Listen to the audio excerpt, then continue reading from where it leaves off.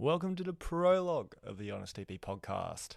Before we get into the episode, I just want to make an announcement that Rebound Health is looking to hire its next EP for the team. We're looking to hire in mid-May this year, so if you're interested, we're encouraging new grads and experienced EPs to apply.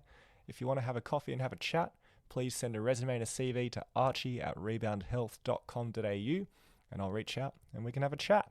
Also, we're getting very professional now, so get ready to listen to our new intro music.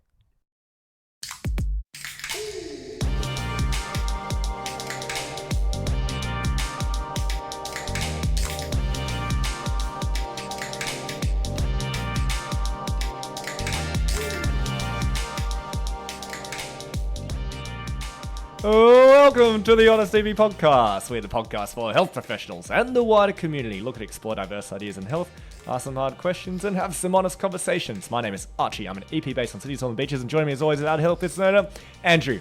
Andrew, how are you today? I'm well. How are you? Yeah. We're on one. It's good. I just noticed we both just put our phones on Do Not Disturb while I start doing it because I always forget. And then every so often there's like a ding. And I have to oh shit. I have to go back and edit that out later. But not today. Not today. Not this We're day. on. We're on. And Andrew, you've gone up to shops today and gotten us a beer from the wide selection that the May Street little bottle-o had. I walked in with to be fair, the only reason that I bought this beer was because of the pink label on it. Yeah, it looks great. The Young Henry's Hazy Pale Ale. Because it was this or like Resch's or New. There was not a wide selection of beers. This was the most exotic beer that I could come across up the road. So it's still beer, and we'll still drink it. It's beer, and we will still drink it. Oh, geez, that was a loud crack. Apologies, everyone. Initial thoughts? Yeah, it tastes like a hazy pale ale, which is lovely. I think I've only really had the Young Henry's Newtowner, which is their pale ale, and this tastes a little bit hazier than it. It is a bit hazy, isn't it? Yeah, I don't even know what hazy tastes like, but it tastes different to the normal pale ale, and I'm all for that now. I used to not be, but now I like it. You are cultured now. Mm-hmm. There we go. Well, lucky you didn't get New, because we would have opened it, tried it, and gone, well, what do you think? It's like, well, it tastes like New. It tastes like New. We all know what it tastes like. I'm not fooling anyone here. Tastes better out of a glass than it does out of a titty. Absolutely it does. And it depends what you've done that day as well. Where you are. 'Cause some days it's where great. you are in life. Yeah. Oh, there you go. Anyway, we have a topic to talk about today. Just the two of us. No guests. Just the two of us. So we thought today we would break down value in healthcare. And what we mean by breaking down value of healthcare is like specifically the money that a client will pay in allied health. Where does that money go? What is the breakdown? And then how does that equal kind of the value of practitioners, and how does that equal the value that we place in our service, and whether we should be charging more, charging less, accessibility for it. But we thought the easiest way to start this would be to imagine a situation where someone comes in to see, take your pick of allied health, it doesn't really matter, and they pay $100 for whatever service you have provided, for whatever amount of time you have provided. And within that business, what is the breakdown of where each of those dollars go within that $100 there that comes in? Now, you being a business owner, you probably have a very good, you do have a very good idea. It's like, I don't know. Well, I always count to 75, and then I don't know where the other 25 goes. That would be bad. Yes, that would not be good. So I hope that doesn't relate to anyone out there going, I don't know where it goes. There's no leakage. There's no down the side of the couch cushions or anything. But for you, how would you break down, generally speaking, the percentage or where each of those dollars go in a $100 consult?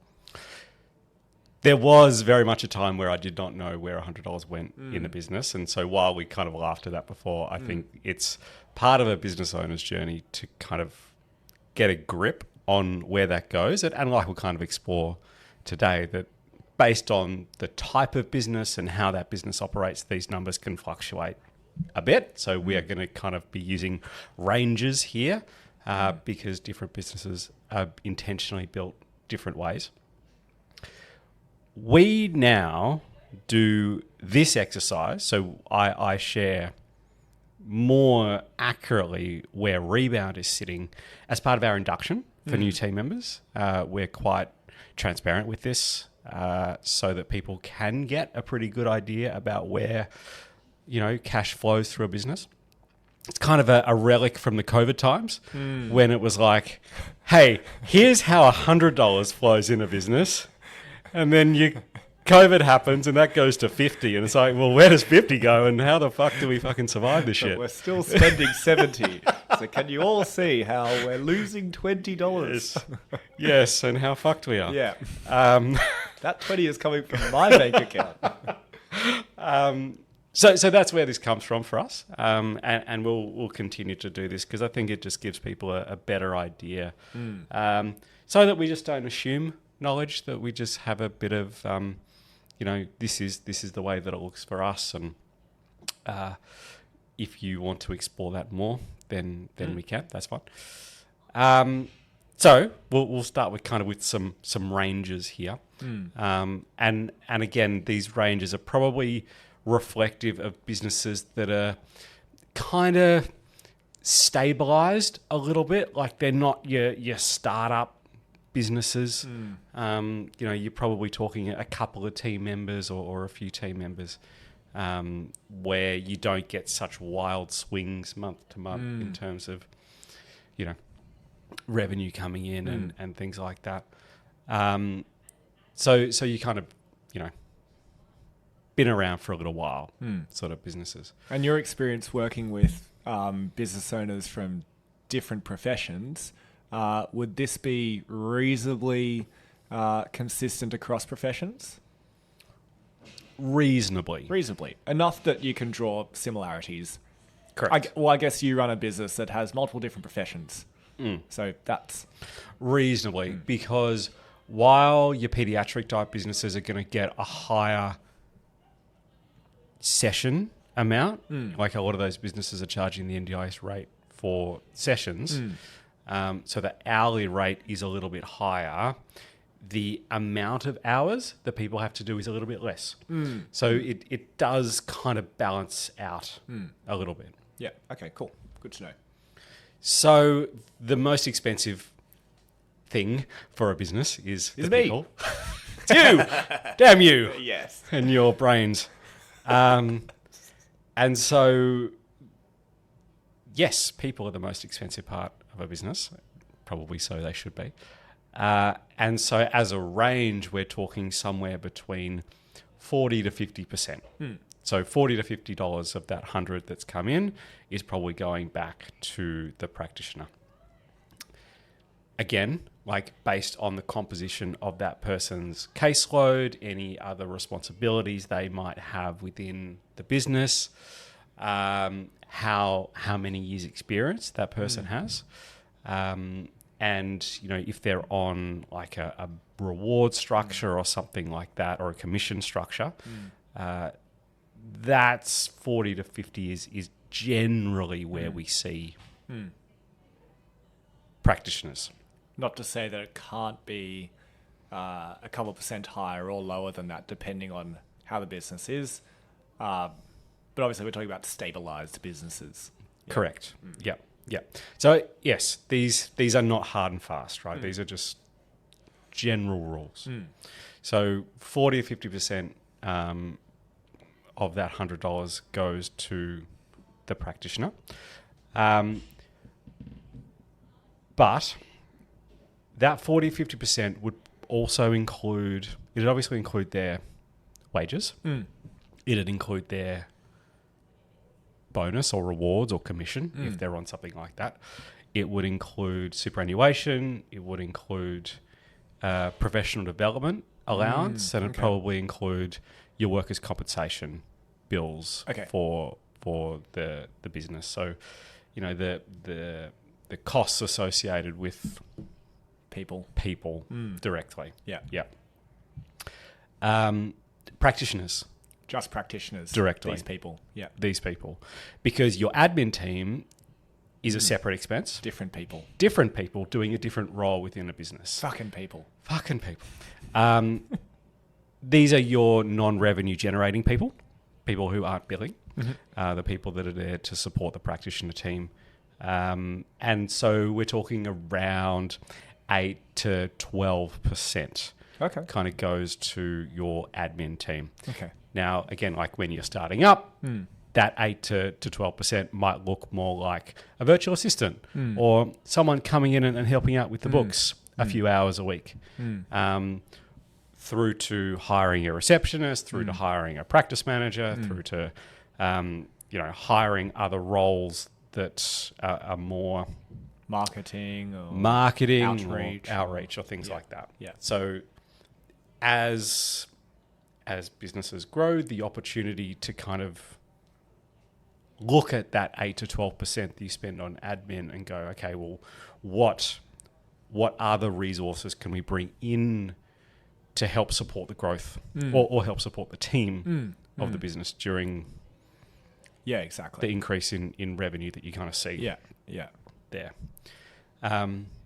So 8 to 12% kind of goes to admin.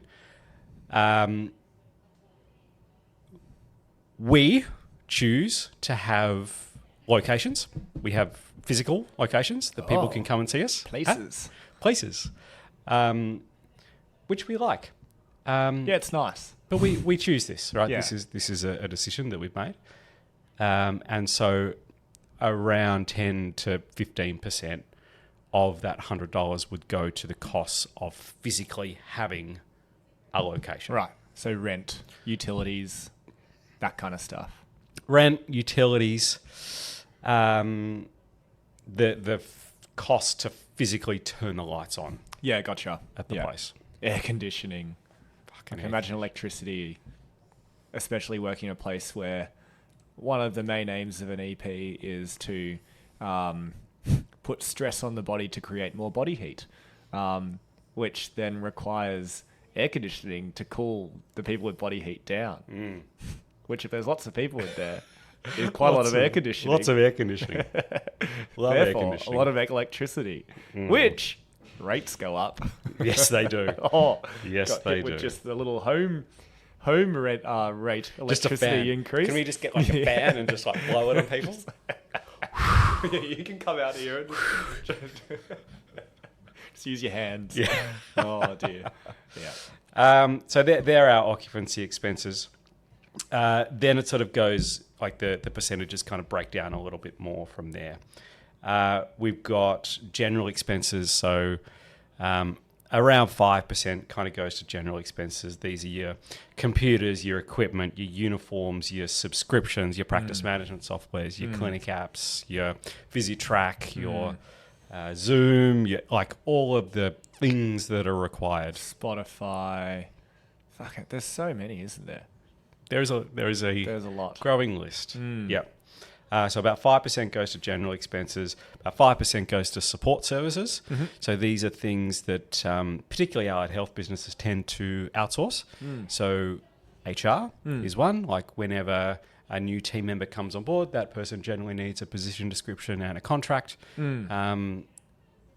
Businesses at certain stages get or use HR services to do annual reviews of making sure that we're paying people the way that we should, and making sure that we're keeping up to date and compliant with all of the new legislation that comes out around the National Employment Standards. So it's HR, it's lawyers, it's accountants, and it's bookkeepers. Yes. Just the boring stuff. The boring stuff. That when you are a sole trader, or when you're just starting out, like you do all of these things yourself, right? You are everything. You are everything. You do the reconciling. You probably prepare or half prepare your financial statements for your accountant to kind of look over and make sure that they are good. Yeah. But then as businesses become more complex, it just ends up being easier to just like... Yeah, get someone else. Because, and this was the thing for us, like the amount of fuck-ups that I was making Yeah, right. with reconciling, Yeah. it would cost the same for the bookkeeper to just do the whole thing rather than to go and have to fix all of the problems that I was making and reconciling things to the wrong account. So when you're just starting out, you do it all, but like there becomes a point where it's just like, you know what, I'm going to let an expert fix that for me. So more of those dollars would technically go to you early on if you were a sole trader, but in exchange for more hours of things to do, which maybe you're not the most efficient person at doing it. So then you get to a point where you are like, well, now it's more efficient for me to get someone else to do it, and I can spend my time doing something that is I'm better at and more valuable at doing some of the other parts, I guess. Exactly right. And again, like there's a probably a degree of privilege that kind of enables, right?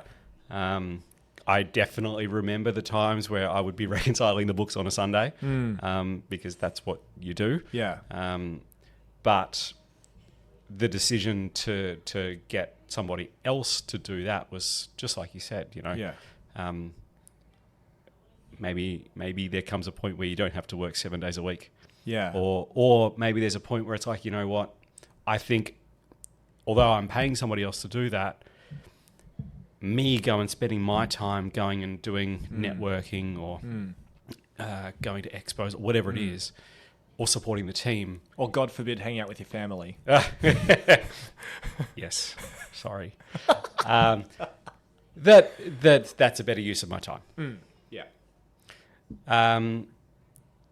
So that's support services.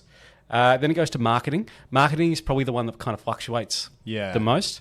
Again, like around 5% kind of goes to marketing, or $5 goes to marketing.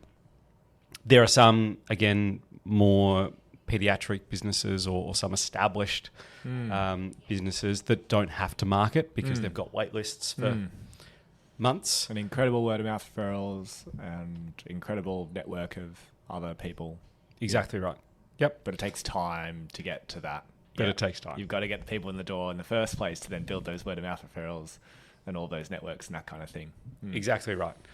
And then once you built that for yourself and you decide to bring on a next practitioner, it's like, well, how do we get this person busy? And so like the marketing then might go from not much to a little bit more because we want to use some different channels to get that new practitioner busy, and then we can reduce it when they're kind of hitting their marks and things like that. So it moves around. And sure, you could just wait for your existing network and referrals to get them busy over time. But in the meantime, that means there's a hit to revenue, and then there's less of the $100 coming in the door. Exactly. Therefore, right. harder to pay all the other things. So then it's like a good outcome then, or a good move to up a little more percentage into marketing now will help us get there faster. Yeah, exactly right. Yep. Then you've got the shitty little expenses, and it's just like 1% for your merchant fees and your bank fees, because they've got to have a hand in as well, right? Motherfuckers. Which leaves about 20% left over. Okay. And so of that 20%, the owner would take about 5, and you leave about 15 for profit. Hey. Profit. Wait, the business is supposed to be profitable? What's the Not in the first 5 years. Isn't this a non-for-profit organisation I work for? I work for free. Yeah. Yeah. Oh dear. Yeah. Right. And then things like profit allows growth and safety net. Well, yeah. So, I mean, we can definitely talk about profit. So profit means that we can build up a a bit of a zombie apocalypse fund for the next time that COVID comes around. We've got enough there to support paying wages for the team for a few months, and which is a nice place to be. It's also a very, as a business owner, very like reassuring place to be. Like you've got, whether it's 2 weeks or 4 weeks or 6 weeks, just there. Yeah. It's a very reassuring place to be, and then the perfect example of that is around Christmas time, when either or a lot of people go on leave and clients go away. Yeah. And to have that kind of set aside, it doesn't mean that you have the stress and anxiety of like, how the fuck am I going to pay the next payroll? Yeah. When looking at the diary, everyone's away, and that includes clients. Yeah. So you kind of got your zombie apocalypse set up there. Like you mentioned before, when you bring on the next team member, and for the first somewhere between 3 to 9 months, they are building their caseload. Well, the difference between what they're generating and what you're paying them is coming out of profit. So if you don't have profit, it makes that decision very difficult.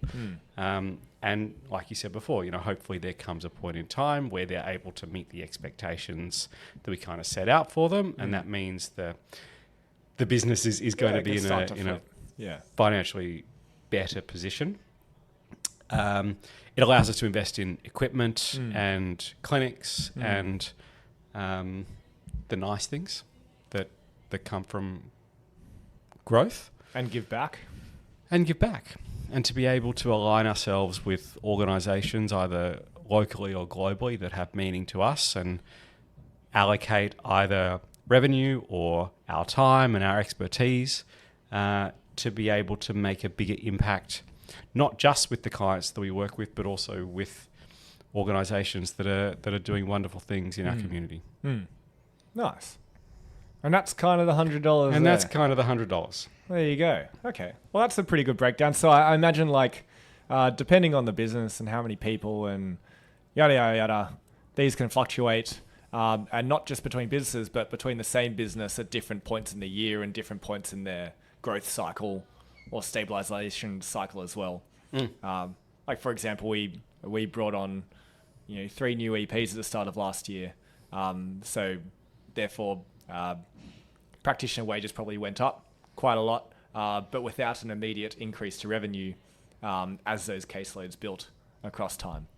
So then percentages would have changed around there, I guess, and marketing budget would have changed, and profit probably changed, and all these things. It did, but you sit there and you have lovely Excel spreadsheets that help you predict how these things will or are likely to build out into the future. And you make decisions based on all of the information you can collect there. So for us, that decision was about understanding, yes, there is going to be a short-term implication on profitability, but the decision that we made fitted in with the long-term plan of where we want to go to. And we had a reasonable degree of confidence that we were going to be able to build the caseloads of those practitioners. Yeah, absolutely. Especially based on like the people we were bringing in, we had a lot of confidence in as new grads, and then confidence in like the EP caseload and growth in general. That it was going to be okay. Yeah. But hope so. But once again, a brave decision from you that I'm glad you approved. We got to take everyone we wanted. It's fun and I was games. very happy with. It's all fun and games. It's all fun and games. It's just like gambling, isn't it? It really is. We should drink more beers and gamble more often. Yeah. Oh, dear. So I hope that breakdown was useful for people. Now I want to talk a little more specifically about, as the practitioners then. So as the majority of people who would listen to this podcast, how does the value of practitioners can change within that kind of 40 to 50%, give or take a little bit, based on things that aren't just revenue. So yes, obviously, if your revenue increases by 10%, 15%, 20% over a course of years or whatever, then, the percent of that $100 becomes a percent of $120, and that should scale. Over time. That would make sense. But that, for a lot of businesses, I know specifically for ours, and for a lot of other established businesses as well, there are other things that affect the value of a practitioner as well that can cause movement within that percentage that they might take home based on non-direct revenue kind of things. So I wanted to kind of lay out a couple of those things as that come around that seem to be quite common or very valuable to businesses. Yeah, absolutely. So maybe this is some stuff that you can go, this is how potentially I could be more valuable to someone that I work for. To start off, we might just go one each and just throw them around. But your personal reputation as a practitioner and what that means in your community. So your personal reputation might lead to more word of mouth referrals from your existing clients or patients. And that means that you are bringing in more revenue without the business needing to do outreach and marketing itself.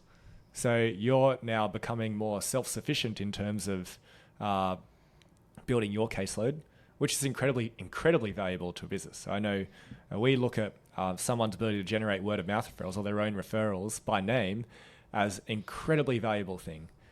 Because it's a sign that they are doing amazing things with their clients, number one, and that their clients or the people who are referring to them are telling other people that they should also go and see this person because they're providing a really valuable service.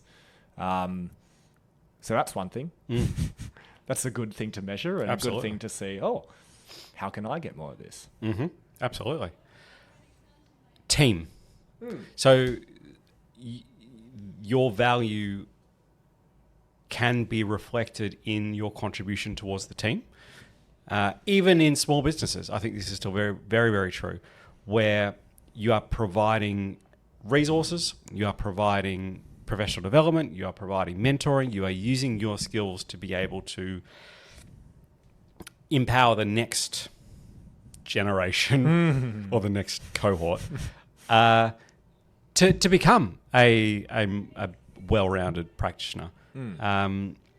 Whether that is through direct supervision, whether that's through creating resources for the team, whether that's through running professional development for the team, whether that's through creating a small video series of the topic that you are particularly interested in that can be shown to future team members about how to upskill in a particular area.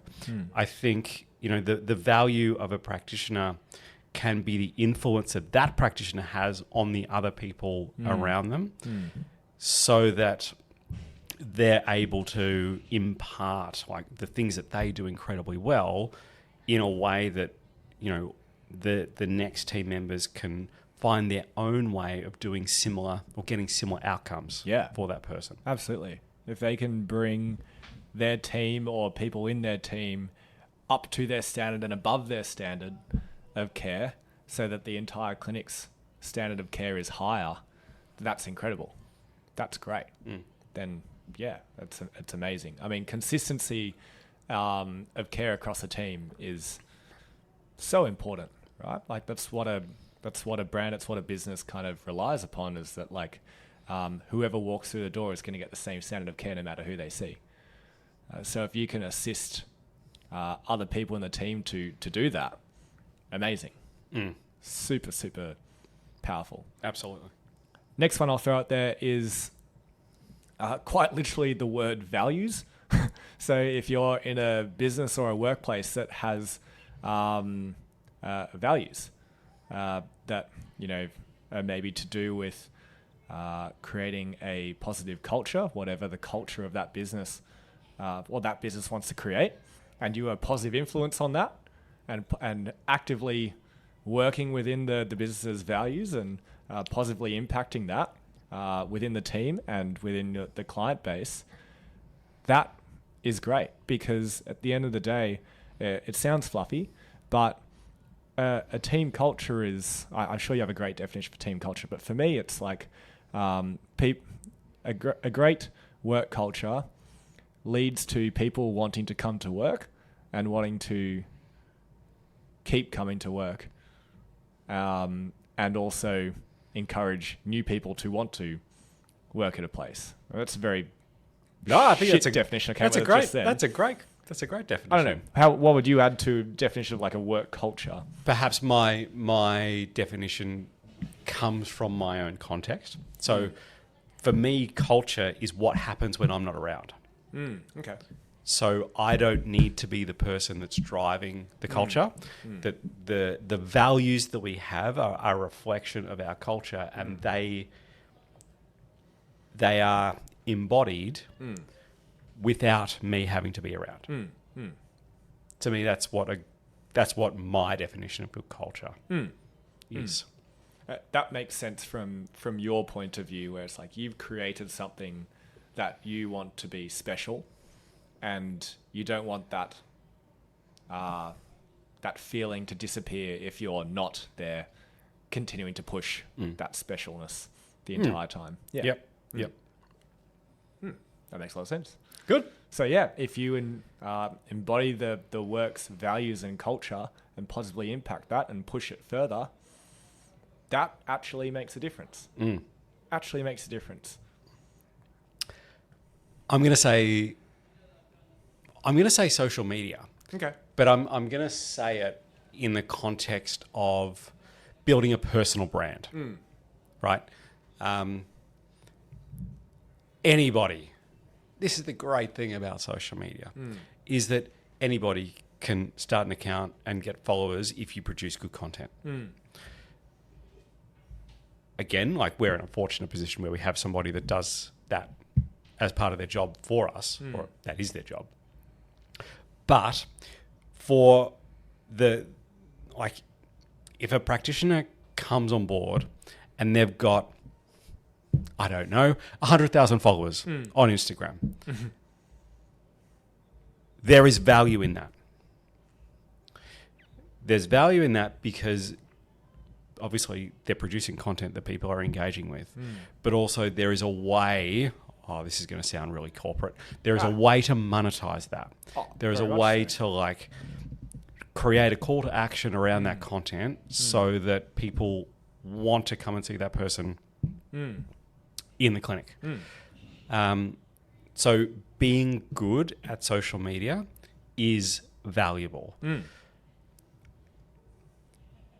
If you want to, if someone in our team sort of came up and said, I want to take over the social media for Rebound, and we looked at that person's social media, their personal social media, and they had like 67 followers and did a piece of content every 6 months. It's like, well, like, are you sure? Because there are people that like have worked very hard, whether they've studied or not.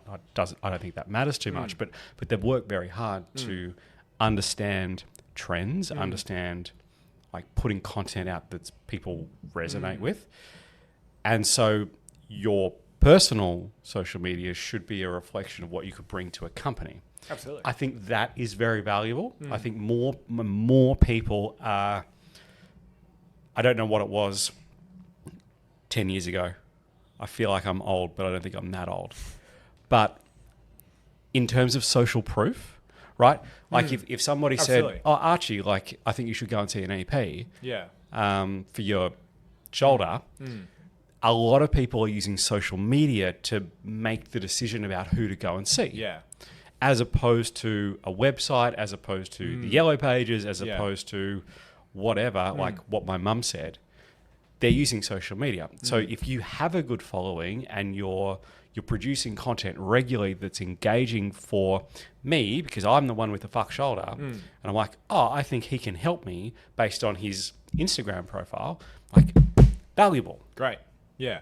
I guess the thing you're thinking of previously would have been someone who is still passionate about what they do outside of their workplace in the community. Absolutely. So maybe they're at a footy game and someone hurts themselves and they go, hey, I can help. I'm this. I help with this thing. Let me have a look at them. People go, oh, what do you do? And then that's that social proof that like even when they're not on the clock getting paid for it, they're still passionate about what they do. And I always think that's a really interesting thing because like with social media, you're right. Why would you get someone or pay someone to do social media if it's not something they're normally passionate about? Because then when they come and they're not passionate about something, well then the ideas are going to dry up and they're not going to think outside the box and come up with these new ideas and spend time doing it. You're just going to get another bland, like, I'm doing social media because it's time locked into my calendar and I have to do it. Yeah. Like, inspirational quote sort of stuff. Yeah.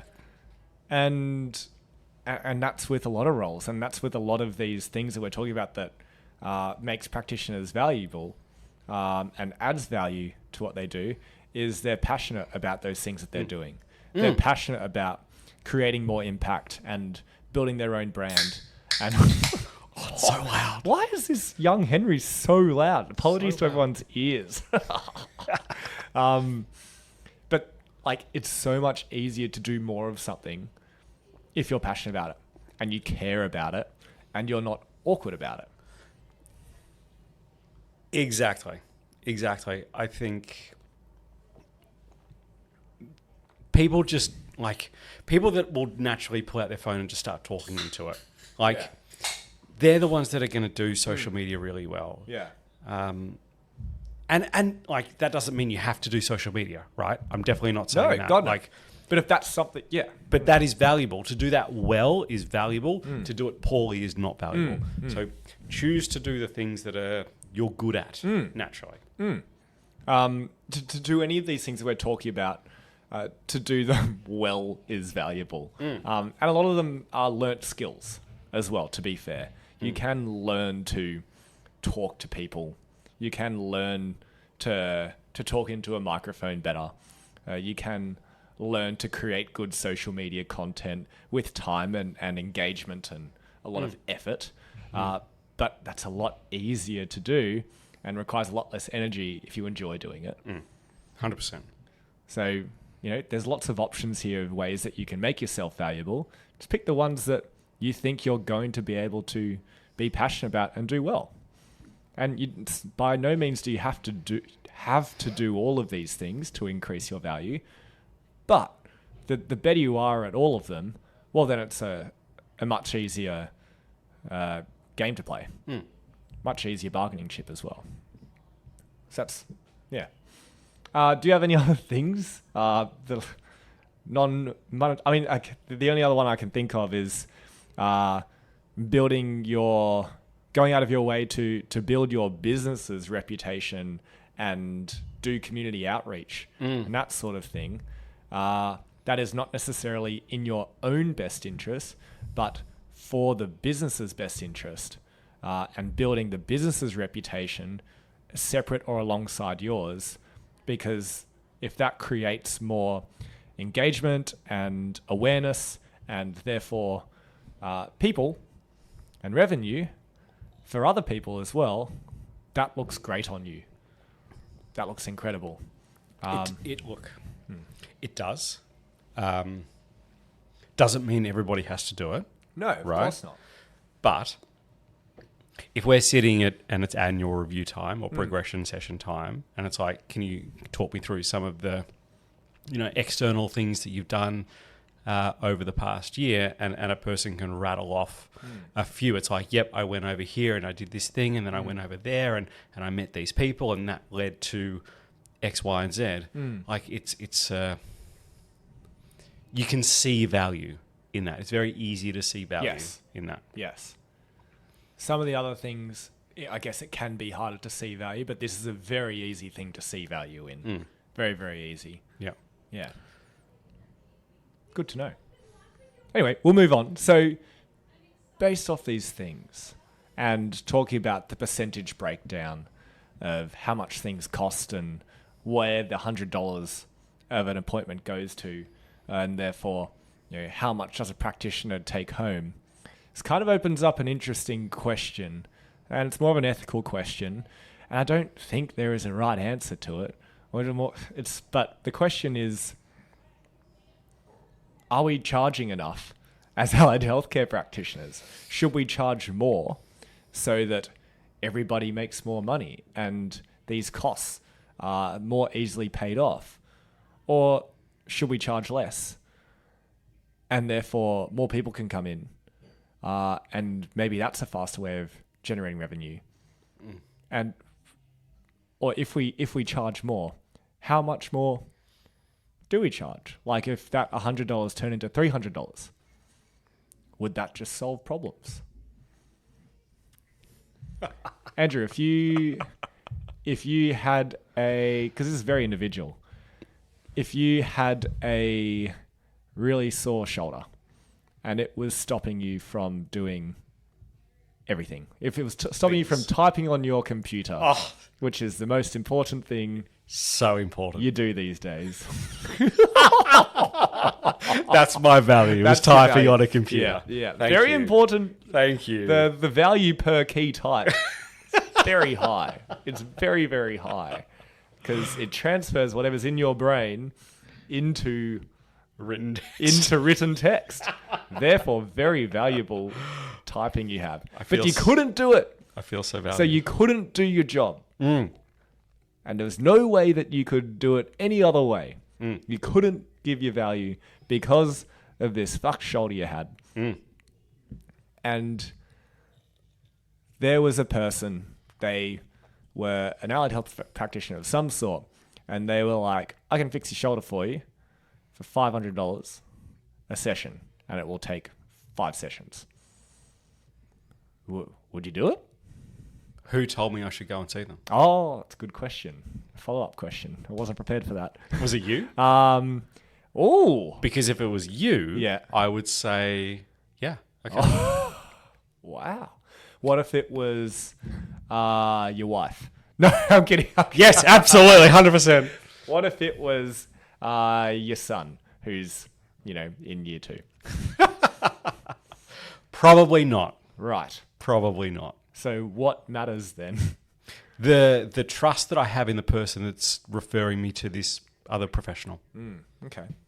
All right. So if you can sit there as somebody who I trust and who has got a general good opinion about what works and what doesn't in shoulder world, I would trust that, or your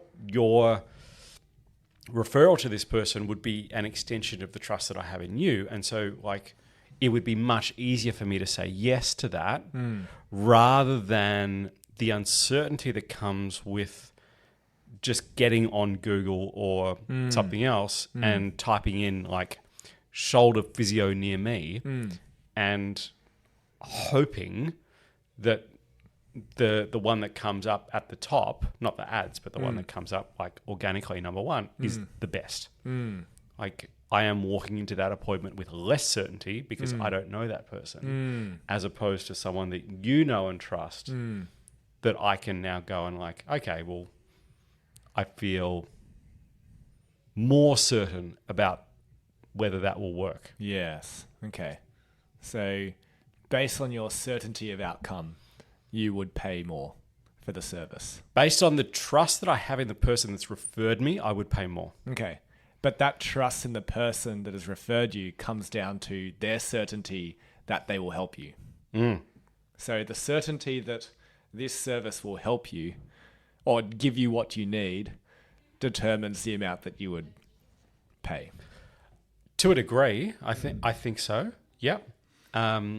You spat out a number before. And I think there's probably context behind,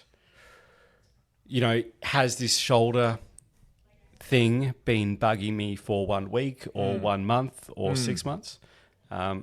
To what extent is it affecting my typing? If it's a mild, maybe I can do without it. But if it's a excruciating pain with every tap of the keyboard, that's probably worth something.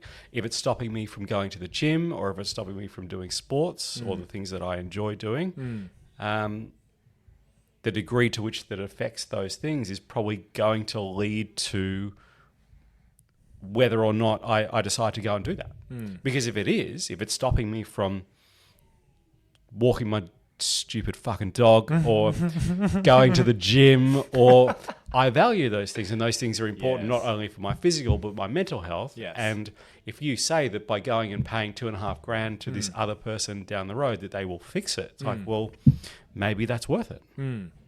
Okay, so it depends on quite a lot of factors then. I guess we're getting to a point where it's like, how much does the person paying value their own health? And so yes, you could charge more, but you need to then pass a much higher, you need to be able to get people over a much higher barrier of how much their health is worth to them. So you need to have a very, very good reputation from your own clients and your own network then, in order to charge that for people to actually want to go and do it. I think so. Because if you sort of play that in reverse and was like a brand new practitioner who moves into an area who nobody knows and has got no connections and prices themselves like astronomically high, it's going to be very hard probably initially for them to build up, because the barrier to them actually successfully seeing clients, getting results, and those people then going and telling other people, it's going to take a lot more effort, because if there is no trust and all the things that you have to go on are what you see on their website and social media and whatever. You know, if you see one person charge themselves out at $1,000 an hour and one person charge them out at $100 an hour, without the benefit of imparted trust from one person to another, it's going to be pretty difficult to justify that expense. You might get some people that are curious, but that's probably not the majority. And the people who are curious may not follow through after that at first initial charge, and they go, oh, yeah, I was curious, but I don't feel fixed. Yeah. Or I'm not completely confident that with this many more investments, I will be. Or, being fixed isn't actually worth that much to me. Yeah. Makes it difficult. Because there's definitely services out there. I'm not talking healthcare, because, you know, health isn't that important to me personally as a healthcare practitioner. No, that's not true. I just know I can get a lot of healthcare for free. Working in a multidisciplinary clinic and being in a family of chiros. Yeah. It's wonderful. So healthcare means nothing to me. But I'll talk about something that is not healthcare. Say I was to go and buy a computer of some sort. Nope, I was going to go get a dinner of some sort. And if I have the best dinner of my fucking life, I will tap away whatever money they ask for. And the cost, I'm not going to go, ooh, that wasn't worth that much. But if I'd already had the experience of like, wow, that was great.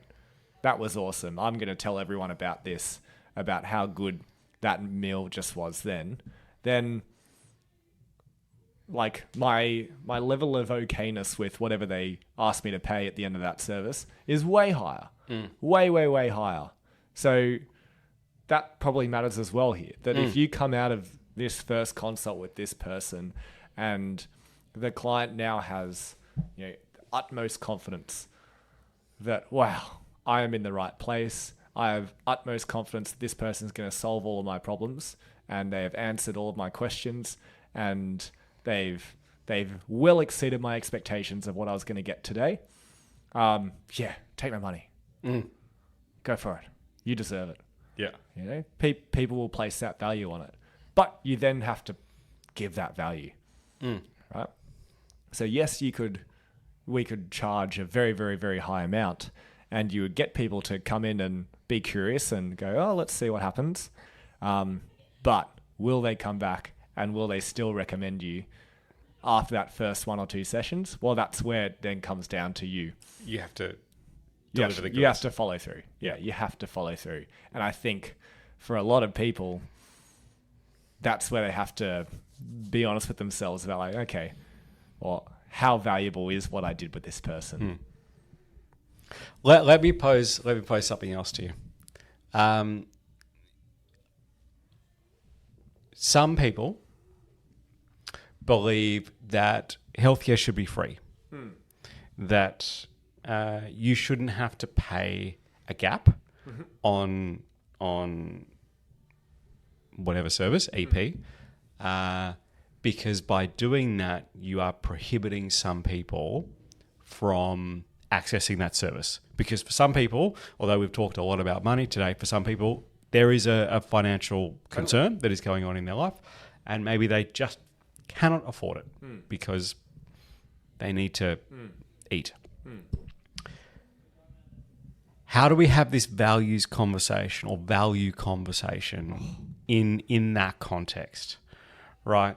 How do we kind of mesh together the fact that, you know, if we're going to bulk bill and know that like there is a certain reality when it comes to revenue as it flows through a clinic, like how do we kind of get these two things? Well, the question comes down to who's providing the service, and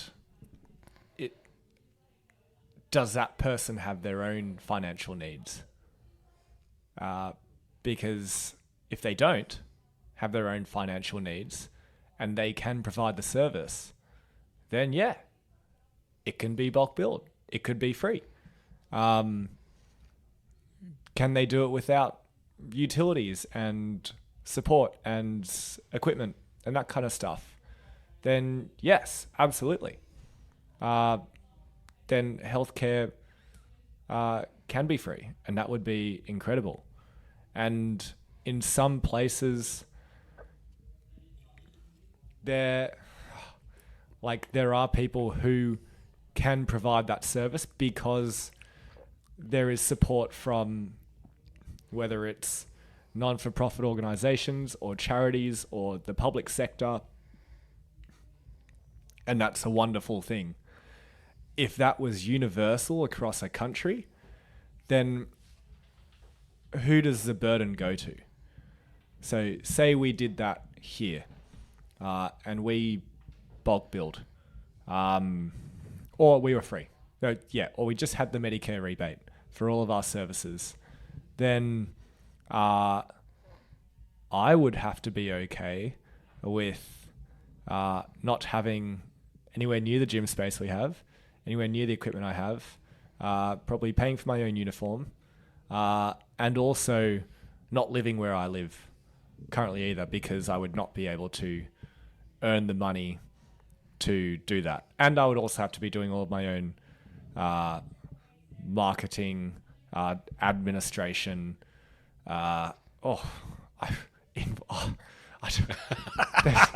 There's so many things that I don't even know that I'm not doing. And I'm so glad I don't know what they are.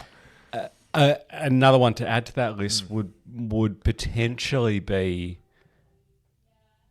you know, we choose to run our consults as our initials, but if we're choosing to bulk bill, maybe the choice that runs alongside that is we're doing 20-minute appointments with people. And then do I feel like I can even help that person enough in 20 minutes face-to-face?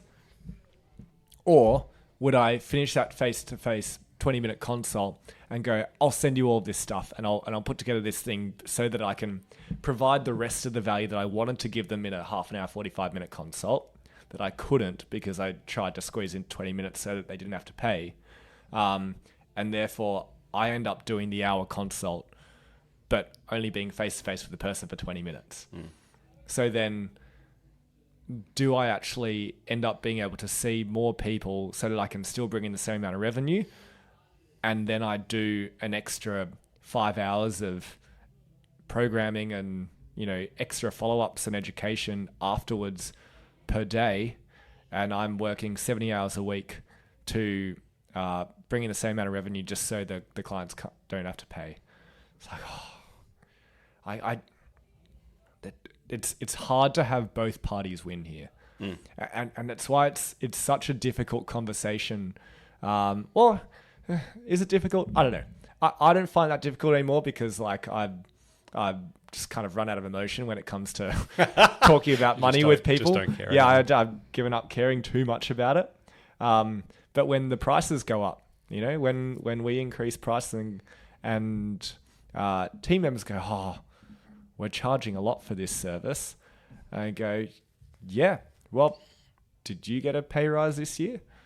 And it's like, yeah, so did I. Good. Did electricity rates go up? Yeah. Did we ask for these blaze pods?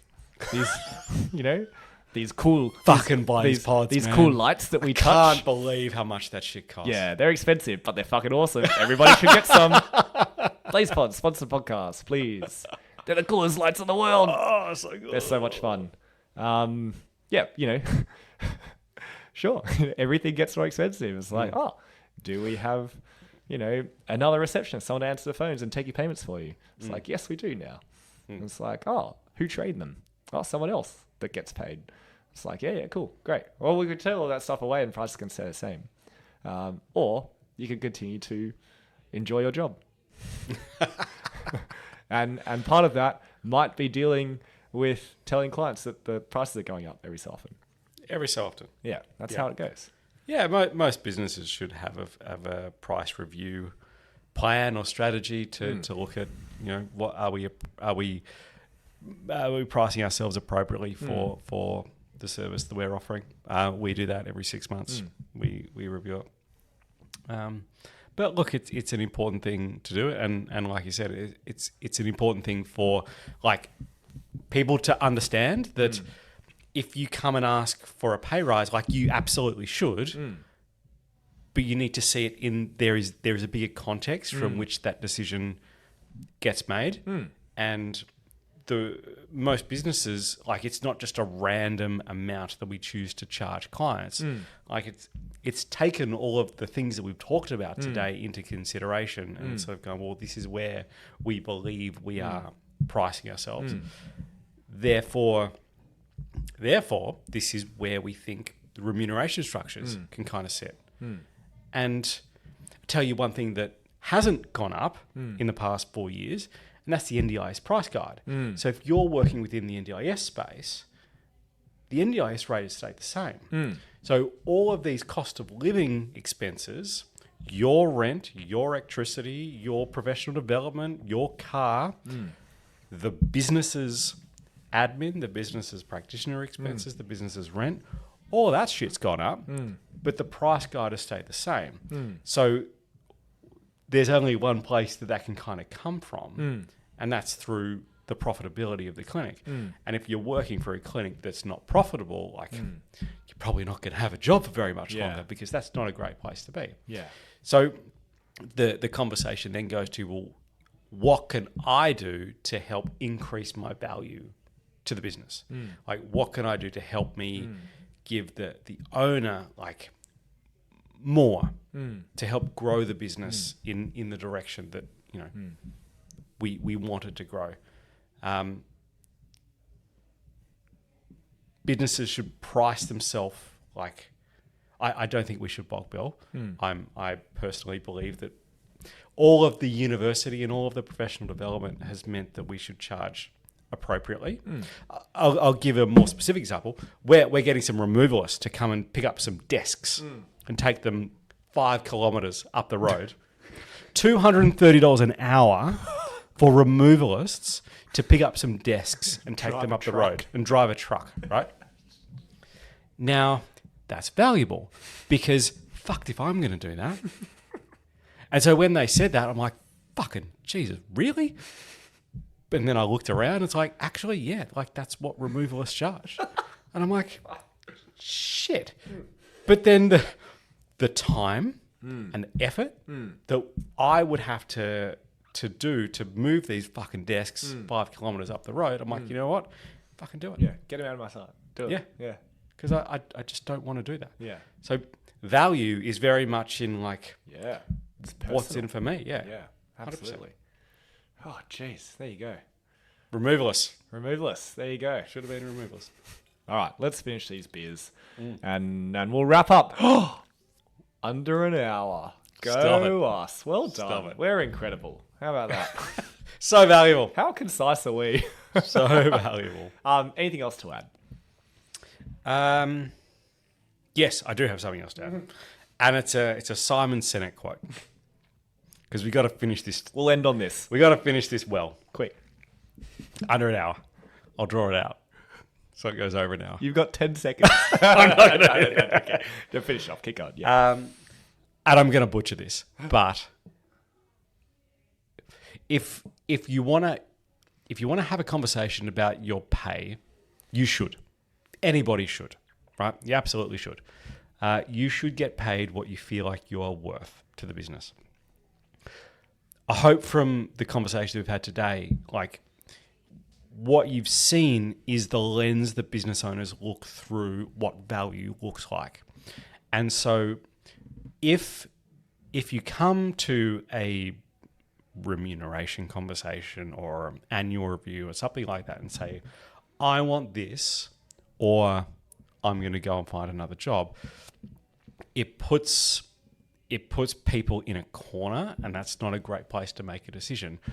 Whereas, and this is the Simon Sinek quote that I'm going to butcher, it's like, what do I need to show you over the next 2 to 3 years so that I can earn X? And if you have that conversation, then all of these different components of value can kind of be brought together about what do you do really well, and therefore how can we translate that into a position description or a weekly program for you that's not just like, I need this today or I'm out. It's like, well, this is what I'm going to show you over time. Nice. Let's finish there. Lovely. Well wrapped up. Thanks, Simon. See you next time. Goodbye.